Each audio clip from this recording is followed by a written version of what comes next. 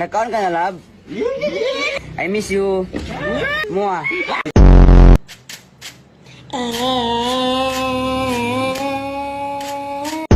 Ito ang tinatawag na snake. Snake dragon. Kung saan ang isang paa niya ay isa lang ang nakatukod at nakagagat ang kanyang mga. Ito naman ang wind of eagle. Tigil yan? Yan, eagle, yan. Yan, tinuturo sa atin ni Kapitan D. Ito ng hammer punch. Binilan mo ako ng relo. Pero wala ka naman oras sa akin.